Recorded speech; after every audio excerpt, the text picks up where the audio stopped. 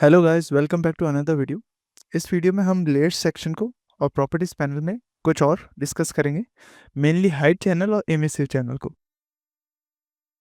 तो उसे डिस्कस करने के लिए मैं सबसे पहले एक फिल लेयर इंपोर्ट कर लेता हूँ लेयर्स सेक्शन में। हमने फिल लेयर में ये सारी प्रॉपर्टीज, फिल की प्रॉपर्टीज और टाइलिंग रोटेशन और डिफरेंट टाइप के यूवी रैप्स और प्रोजेक्शंस डिस्कस कर लिए थे। उसके बाद हमने सिंगल चैनल मैप्स भी डिस्कस कर लिए थे, जिसमें हमने smart material, base colour, metallic, roughness, normal और हाइट ये सभी डिस्कस किया था।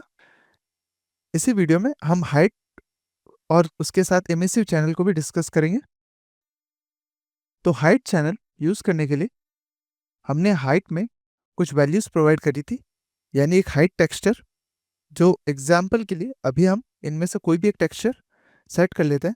अगर हमें टेक्सचर सेट को चेंज करना है तो हम इसकी बॉडी के ऊपर भी जो हाइट वेरिएशन है वो अप्लाई कर सकते हैं। उसके लिए हमें जाना है टेक्सचर सेट लिस्ट में और बॉडी को चूज़ करना है। जैसे मैं बॉडी को सेलेक्ट करूंगा, आप देखेंगे हमारी सारी जो लेयर्स है वो चेंज हो गई है और हमारी फिल लेयर की जगह एक बॉडी की जो डिफ़ॉल्ट पेंट लेयर थी वो आ गई है। तो इसे मैं रिमूव करके डिलीट एक फिल लेयर ऐड कर लेता हूँ। तो अब हमारे पास हमारे ऑब्जेक्ट की बॉडी के ऊपर एक नई फिल लेयर है, जिसमें हम हाइट डेटा दे सकते हैं। हाइट डेटा देने के लिए हाइट स्लाइडर के ऊपर आपको एक बटन दिख जाएगा। उस बटन पे जब आप क्लिक करेंगे तो आपको डिफरेंट टाइप के हाइट मैप्स यहाँ पे मिल जाएंगे, जो कि ऑलरेडी सब्सटेंस पेंटर में इंक्लूडेड है। हम जो हमारा हाइट डेटा है वो डिफरेंट मैप्स बाहर से भी इंपोर्ट कर सकते हैं, वो मैं आपको बाद में बताऊंगा कैसे। अभी के लिए हम कोई भी एक हाइट डेटा के लिए पैटर्न यूज़ कर लेते हैं। फॉर एग्जाम्पल, अगर मैं इस पैटर्न को सेलेक्ट करता हूँ, अब देख पाएंगे हमारे कैरेक्टर के ऊपर ये जो पैटर्न है एक तरह की हाइट को क्रिएट कर रहा है। अब इस हाइट चैनल के भी कुछ पैरामीटर्स है, जैसे टाइलिंग। अगर मैं टाइलिंग को बढ़ाता हूँ तो ये पैटर्न जो है वो मल्टीपल टाइम्स टाइल होगा। बॉर्डर विड्थ विड्थ को भी आप चेंज कर सकते हैं।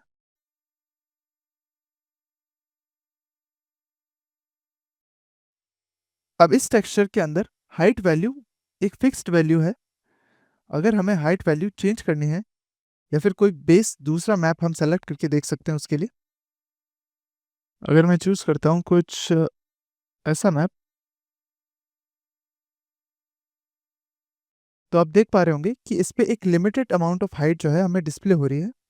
अगर आप हाइट चैनल को और भी ज़्यादा बढ़ाना चाहते हैं तो आपको उसके लिए शेडर मेन्यू में जाना पड़ेगा और शेडर सेटिंग्स के अंदर जाके आपको सिंपली डिस्प्लेसमेंट एंड टेसिलेशन को ऑन कर देना है। इसे जैसे आप इनेबल करेंगे आपके पास डिस्प्लेसमेंट का स्केल आ जाएगा, जो कि हमारे हाइट चैनल पे सेट है। अगर मैं डिस्प्लेसमेंट को बढ़ा के 1 करता हूँ, तो आप देख पा रहे होंगे हमारा जो हाइट मैप है वो काफ़ी ज़्यादा एग्जेजरेट होके हमारे ऑब्जेक्ट के ऊपर शो हो रहा है। अब ये ज्योमेट्री ऐसे इसलिए दिख रही है क्योंकि हमने जो इसका सब डिवीजन काउंट है या फिर जो ऑब्जेक्ट के ऊपर वर्टिसेस है वो नहीं बढ़ा है।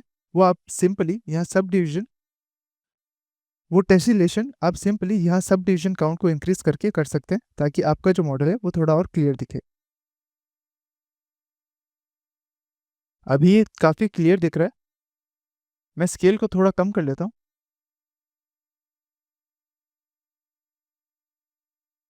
0.02, और हम हमारे पैटर्न को ऑब्जेक्ट के ऊपर क्लियरली देख सकते हैं।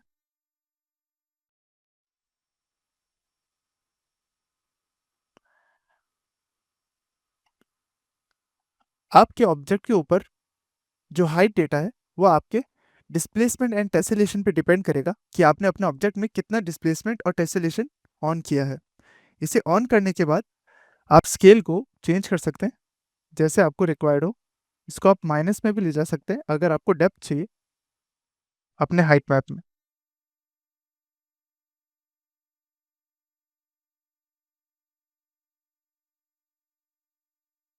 सब डिवीजन काउंट आपके हाइट मैप को थोड़ी शार्पनेस देता है। अगर आप इसको डिक्रीज करेंगे तो आपके वर्टिसेस जो है वो काफ़ी डिस्टॉर्ट हो जाएंगे और बहुत ही लूट ज्योमेट्री के साथ आपको हाइट डेटा जो है वो नहीं मिल पाएगा।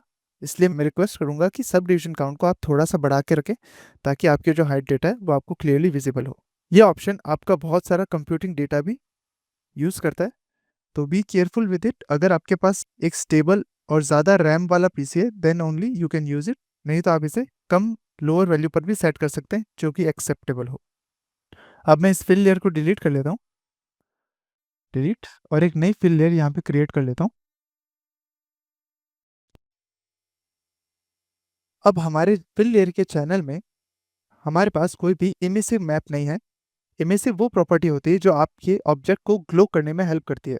तो एक इमिसिव मैप ऐड करने के लिए मैं सिंपली टेक्सचर सेट सेटिंग्स में जाके यहाँ पर सिंगल चैनल मैप्स में एक इमिसिव मैप जो है इंपोर्ट कर लूँगा, इमिसिव। और अब देख पाएंगे हमारे फिल लेयर के अंदर जो है इमिसिव डेटा आ गया है। इसको टर्न ऑन करने के लिए मैं इस पर क्लिक कर लेता हूँ और हमारा जो इमिसिव मैप है वो एक्टिवेट हो जाएगा। अभी के लिए हमारे ऑब्जेक्ट की बॉडी पे इमिसिव मैप जो है वो अप्लाइड है। अगर मैं कलर को ब्लैक से चेंज करके ग्रीन करता हूँ तो आप देख पाएंगे कि हमारे जो ऑब्जेक्ट की बॉडी है वो ग्रीन लाइट को एमिट कर रही है। इसको थोड़ा और अच्छे से समझने के लिए मैं एक नई फिल लेयर क्रिएट करता हूँ और पुरानी फिल लेयर को आप डिलीट कर सकते हैं। इस फिल लेयर में मैं एक ब्लैक मास्क ऐड करता हूँ, add black mask. Black mask add करने के लिए आप ऊपर वाला बटन या फिर राइट क्लिक कर सकते हैं फिल लेयर पे और ऐड ब्लैक मास्क कर सकते हैं। ब्लैक मास्क को ऐड करने के बाद आप इस ब्लैक मास्क के सब चैनल में अगर इस पर आप राइट क्लिक करेंगे तो आप एक फिल लेयर ऐड कर सकते हैं। अब ये फिल लेयर आपके ब्लैक मास्क के रिस्पेक्ट में ऐड हुई है।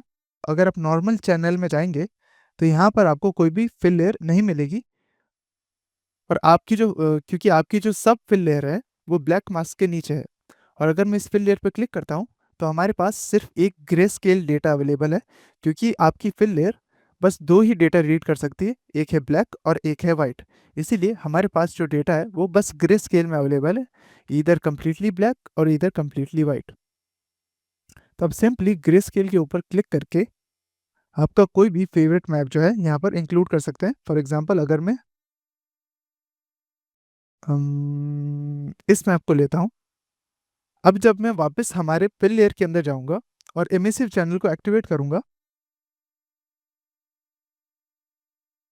तो आप देख पा रहे होंगे हमारे जो इमिसिव मैप है वो बस इस ब्लैक मास्क के वाइट एरिया से ही अपने आप को शो कर पा रहा है।